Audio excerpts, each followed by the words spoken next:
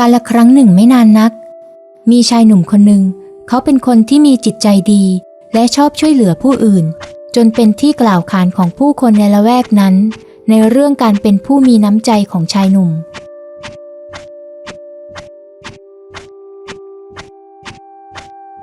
ชายหนุ่มนั้นเขาทำอาชีพเก็บเห็ดในป่าไปส่งให้กับร้านค้าในเมือง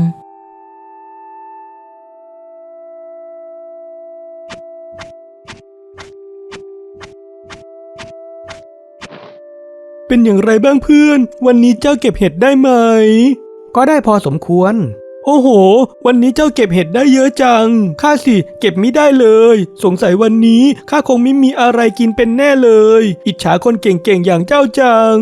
อย่าน้อยใจไปเลยเพื่อนเอาอย่างนี้เจ้าแบ่งของข้าไปกินก็แล้วกันจะดีหรือเพื่อนเจ้าอุตส่าห์ลำบากแม้จะแค่เก็บมาก็เถอะมิเป็นไรหรอกเพื่อนยามมีก็ต้องแบ่งกัน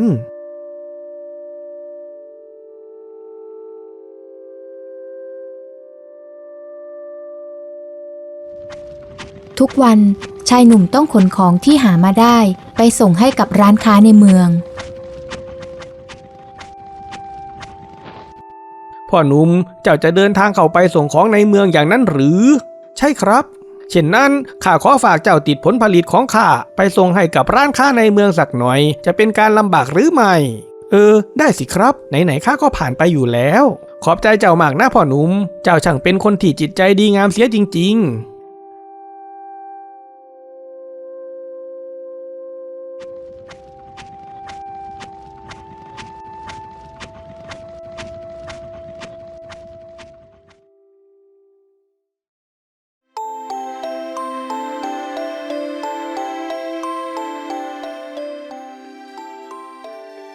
ต้นไม้และความดี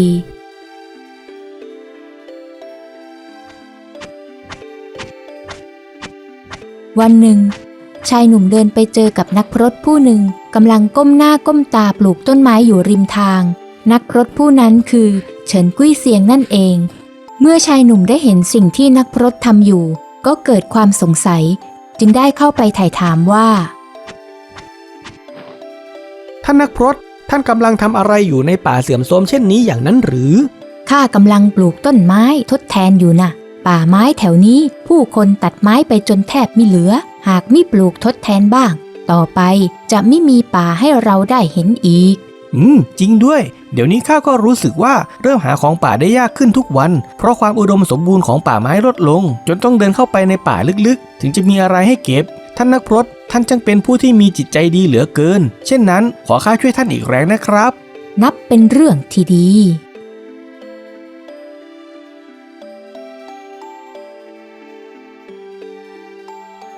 จะว่าไปก็น่าสงสารต้นไม้นะครับต้นไม้ให้คุณประโยชน์แก่ผู้คนตั้งมากมายแต่สุดท้ายกลับโดนผู้คนตัดโค่นก็ถูกของเจ้า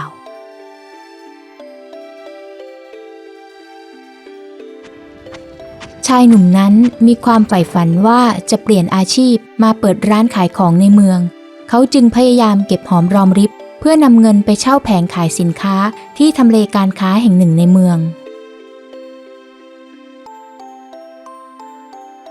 เจ้าโชคดีจริงๆมาได้จังหวะตรงนี้ทำเลดีที่สุดแล้วในละแวกนี้ได้อยู่ติดห้องน้ำด้วยผู้คนพลุกพล่านค่าเช่าเดือนละเท่าไหร่หรือครับเท่าแก่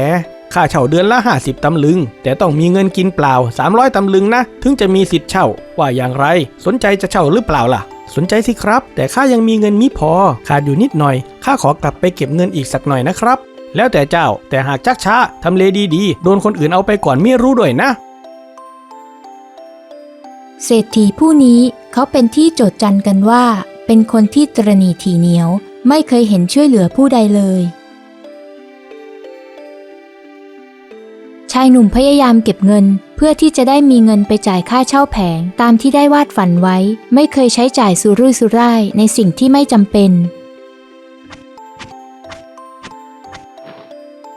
นี่เพื่อนช่วงนี้อากาศหนาวไปหาอะไรดีๆเหล้าดีๆกินแก้หนาวกันไหมไม่เอาหรอกเพื่อนข้าต้องเก็บเงินเอาไว้น่ะโอ้ยจะเก็บเงินไปทำไมนักหนาชีวิตมันก็ต้องมีผ่อนคลายกันบ้างมันถึงจะมีชีวาข้าต้องเก็บเงินเอาไว้ทำทุนเช่าแผงในเมืองน่ะโอ้โหข้าได้ยินมาว่าเช่าแผงในเมืองต้องเสียเงินกินเปล่าสูงไม่ใช่เล่นเลยไม่ใช่หรือ ก็ใช่น่ะสิแต่ข้าก็เก็บเงินได้เกือบจะครบแล้วแหละดีแฮะ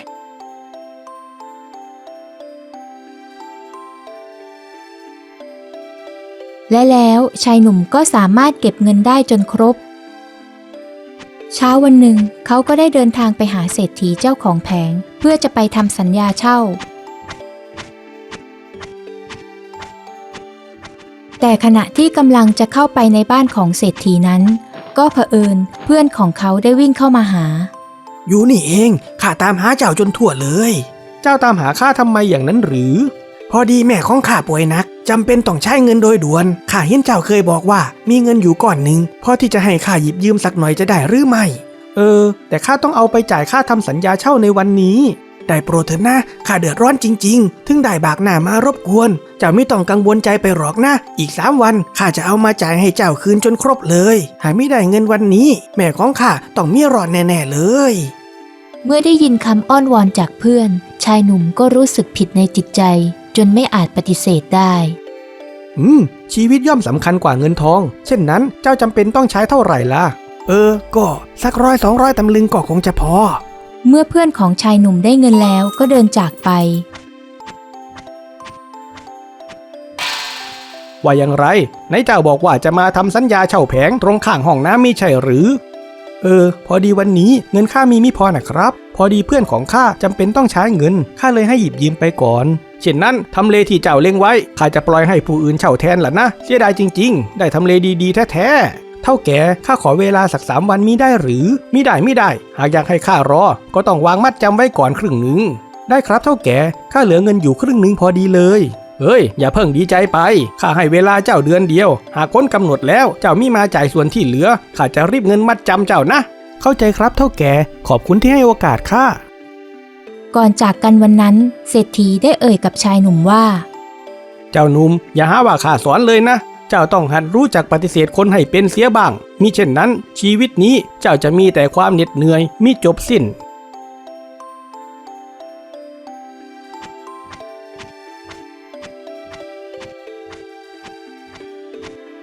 3 วันต่อมาชายหนุ่มก็ได้ไปทวงเงินที่เพื่อนของเขายืมไปนี่เพื่อนนี่ก็ครบกำหนด3 วันที่เจ้ายืมเงินข้าไปแล้วเจ้าจะคืนให้ข้าได้หรือยังอะไรนะข้าบอกเจ้าว่า3 วันอย่างนั้นหรือพอดีข้ายังหาเงินไม่ได้เลยกำลังพยายามอยู่แต่ข้ามีความจำเป็นต้องใช้เงินนะข้าต้องได้เงินก้อนนี้ภายใน1 เดือนมิเช่นนั้นข้าต้องถูกริบเงินมัดจำได้รับรองข้าคืนเงินให้เจ้าได้ทันแน่แต่แล้วเพื่อนของชายหนุ่มก็ไม่ยอมคืนเงินให้เขาเสียทีได้แต่ผัดผ่อนไปเรื่อยๆ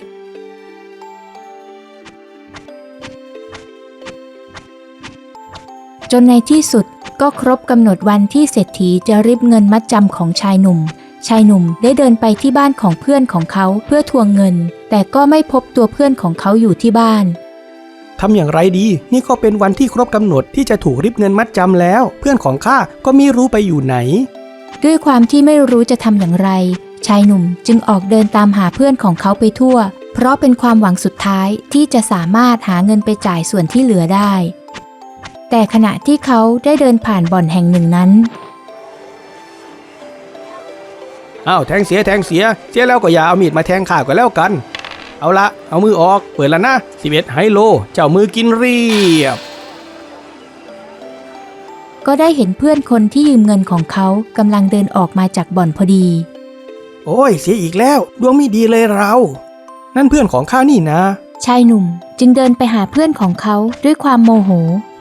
นี่เพื่อนไหนเจ้าว่าไม่มีเงินแล้วจะไหนจึงมาเข้าบ่อนอย่างนี้ได้ข้าก็กำลังพยายามหาเงินไปใช้ให้เจ้าอยู่นี่อย่างไรล่ะแล้วได้หรือยังได้ที่ไหนเสียหมดเลยวันนี้แล้วข้าจะทำอย่างไรข้าจะต้องถูกริบเงินมัดจำแล้ววันนี้นั่นก็เรื่องของเจ้าว่าแล้วเพื่อนของชายหนุ่มก็หุนหันเดินจากไปอย่างไม่ใยดีชายหนุ่มรู้สึกผิดหวังและเสียใจเป็นอย่างมากวันนี้เขาไม่ได้ไปเก็บเห็ดเหมือนทุกวันเพราะวุ่นอยู่กับการทวงเงินเขาได้เดินผ่านเพื่อนคนที่เก็บเห็ดด้วยกันที่กำลังเดินผ่านมาวันนี้โชคดีจังเลยเก็บเห็ดได้ตั้งเยอะนี่เพื่อนข้าขอแบ่งเห็ดเจ้าไปกินสักกำได้ไหมพอดีวันนี้ข้าไม่มีเวลาไปเก็บเห็ดเลยมิได้หรอกวันนี้ข้าอุตส่าห์ทนเดินเก็บอยู่ตั้งนานจนเหนื่อยเลยหากแบ่งให้เจ้าก็เสียความตั้งใจหมดนะสิ เมื่อเป็นเช่นนั้นชายหนุ่มจึงต้องเดินจากมาด้วยความผิดหวังและเสียใจอีกครั้งเขาเดินไปก็เจอกับชาวไร่คนที่มักฝากผลผลิตให้เขาถือไปให้เป็นประจำได้เดินเข้ามาหาเขาแล้วเอ่ยว่าเจ้าหนุ่มเหตุใดเช้านี้เจ้ามิเดินผ่านมาเหมือนทุกวันล่ะแล้วรถเข็นอยู่ไหนเหตุใดมิเอามาพอดีวันนี้ข้ามีธุระอย่างอื่นก็เลยมิได้หาของไปขายนะครับอ้าวข้าอุตส่าห์เตรียมผลผลิตจะให้เจ้าไปส่งให้แล้วข้าจะทำอย่างไรล่ะแบบนี้ของข้าก็เน่าเสียหมดนะสิหากวันไหนมิได้ไปก็น่าจะบอกกันเสียก่อนชายหนุ่มจึงต้องเดินจากมาด้วยความผิดหวังและเสียใจอีกครั้งเขาเดินไปเรื่อยๆด้วยจิตใจที่เหม่อลอยและรำพึงรำพันกับตัวเองว่าทำไมนะเราอุตส่าห์ทำแต่ความดีแต่กลับมิได้ดีกลับมีแต่ความทุกข์บังเอิญเขาได้เดินไปพบกับนักพรตเฉินกุ้ยเซียงที่กำลังปลูกต้นไม้อยู่เหมือนที่เคยมาเฉินกุ้ยเซียงปลูกต้นไม้เสร็จพอดีและกำลังจะเดินจากไปเมื่อชายหนุ่มเห็นดังนั้นจึงได้เดินเข้าไปเอ่ยถามด้วยความคับข้องใจว่าท่านนักพรตท่านจะทำความดีไปทำไมในเมื่อทำดีแล้วก็ไม่เห็นจะได้ดีเลยทำดีแล้วมิได้ดีอย่างนั้นหรือเหตุใดเจ้าจึงกล่าวเช่นนั้นดูอย่างต้นไม้พวกนี้สิต้นไม้ทำแต่ความดีแต่ก็ยังโดนตัดโค่นทำดีก็ควรจะได้รับแต่สิ่งที่ดีๆไม่ใช่หรือยุทธภพมิได้ตื้นเขินเช่นนั้นมิได้ง่ายดายเช่นนั้นความดีเป็นเพียงส่วนหนึ่งเท่านั้นหาใช่ทั้งหมดสิ่งที่จำเป็นต้องทำก็ยังคงต้องทำต้นไม้นั้นดีแต่มิรู้จักปกป้องตนเองจึงถูกคนที่มิเห็นบุญคุณตัดโค่นมิรู้จักปลูกทดแทนเจ้าเพียงอย่าเป็นอย่างต้นไม้คนดีใช่ต้องไร้พิษสงคนตรงใช่ต้องไร้หลบหลีกในเมื่อยุทธภพมีแต่คนคอยเอารัดเอาเปรียบแล้วเราจะทำความดีไปเพื่อประโยชน์อันใดทำดีไปก็มิได้ดีมิมีคนเห็นคุณค่าทำดีย่อมส่งผลดีเพียงอาจมิใช่แบบที่เราคาดหวังคนที่เห็นคุณค่าอาจมิใช่คนที่เราคาดคิดเมื่อพูดจบเฉินกุ้ยเซียงก็เดินจากไปชายหนุ่มยังคงสับสนในจิตใจเขาเดินคอตกต่อไป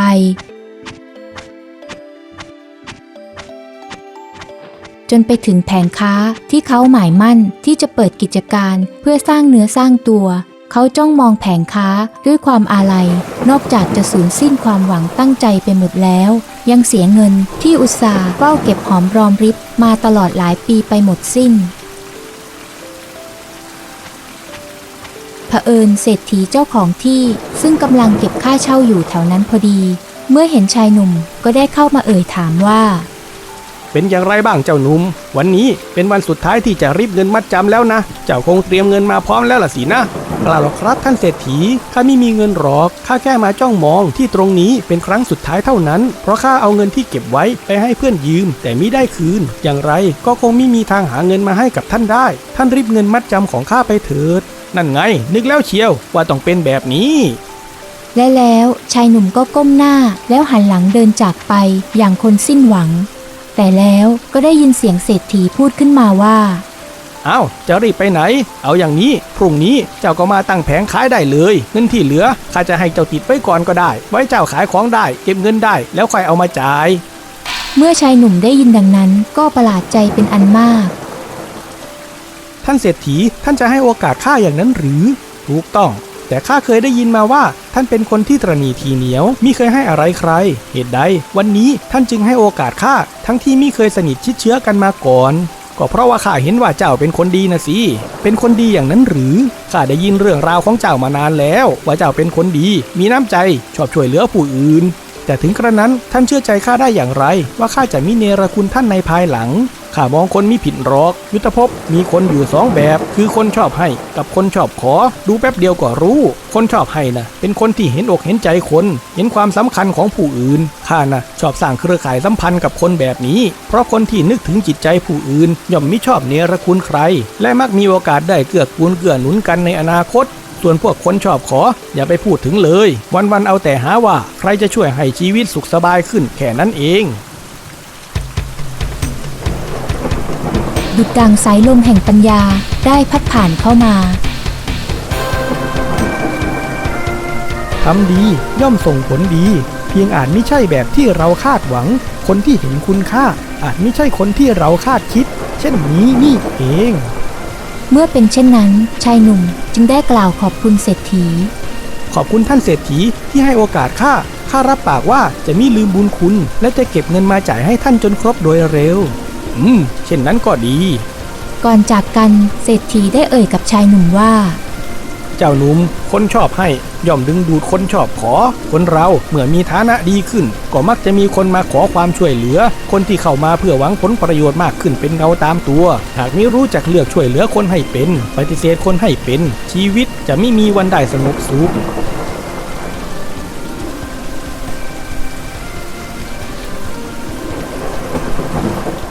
ตั้งแต่นั้นมาชายหนุ่มก็ปรับเปลี่ยนการดำเนินชีวิตใหม่เขายังคงมุ่งมั่นในการทำความดีแต่ปรับเปลี่ยนวิถีในการทำความดีเสียใหม่เลิกเป็นคนอะไรก็ได้ใครขออะไรก็ให้ปฏิเสธใครไม่เป็นและเลือกคบสร้างเครือข่ายสัมพันธ์กับคนที่เป็นกัลยาณมิตรที่คอยเกื้อหนุนเกื้อกูลกันปัญญายุทธจากเรื่องนี้โลกต้องการต้นไม้สังคมย่อมต้องการคนดีเพราะหากโลกหมดสิ้นต้นไม้สรรพสัตว์ย่อมอยู่ไม่ได้หากสังคมไร้ซึ่งคนดีผู้คนในสังคมย่อมอยู่กันอย่างไม่ปกติสุขแต่การทำความดีนั้นไม่ใช่ทั้งหมดของหนทางสู่ความสำเร็จการเป็นคนที่ดีเกินไปนั้นอาจนำความเดือดร้อนมาสู่ตนเองและยังเป็นการส่งเสริมให้คนไม่ดีย่ามใจดังนั้นการทำความดีต้องรู้จักทำอย่างพอดีมีขอบเขตปฏิเสธเป็นรู้จักปกป้องตนเองเพื่อไม่ให้คนไม่ดีมาเอารัดเอาเปรียบอันจะก่อให้เกิดความเดือดร้อนแก่ตนเองได้และต้องรู้จักทำดีให้ถูกคนทำดีกับคนที่รู้จักซาบซึ้งในความดีของผู้อื่นจึงจะเกิดเป็นการเกื้อกูลเกื้อหนุนกันอย่างไม่มีที่สิ้นสุดอยากมีความคิดที่แกร่งกล้าต้องฝึกปรือปัญญายุทธโปรดกดติดตาม YouTube ปัญญายุทธและ Facebook ปัญญายุทธ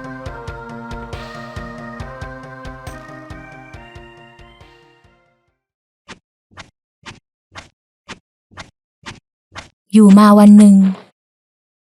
ได้ข่าวว่าเดี๋ยวนี้เจ้าล่ำซ้ำขึ้นมีร้านมีรวงแถมยังได้ทำเลดีๆอยู่ติดห้องน้ำอีกด้วยคงจะขายดีนะก็เรื่อยๆนะว่าแต่เจ้าลมอะไรพัดมาแถวนี้ได้อ๋อข้าตั้งใจว่าจะเอาเงินที่เคยยืมเจ้าไปเมื่อหลายเดือนก่อนมาคืนเจ้านะอ้าวนี่เพื่อน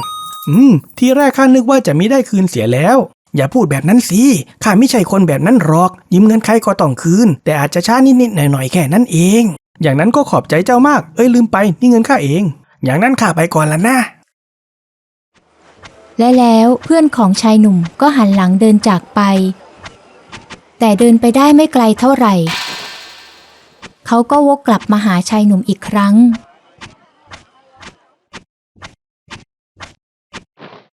อ้าวเหตุใดเจ้าวกกลับมาอีกล่ะ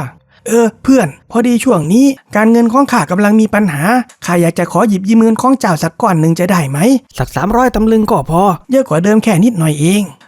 ไม่ได้หรอกพอดีช่วงนี้ข้าก็มีความจำเป็นต้องใช้เงินเหมือนกันอ้าวเฮ้ยเหตุใดเจ้าเป็นคนแบบนี้ข้าอุตส่าห์หาเงินมาคืนเจ้าอย่างยากลำบากแทนที่เจ้าจะเห็นในบุญคุณฉะไหนกลับมาในระคุณข้าเช่นนี้ได้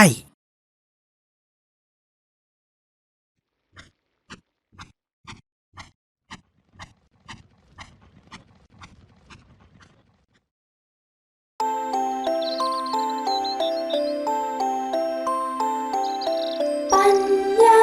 ยุทธชุดช่วยคนให้ได้หลุดพ้นความทุกข์เข็นปลุกปลอบใจให้ร่มเย็นให้ได้มองเห็นความเป็นจริง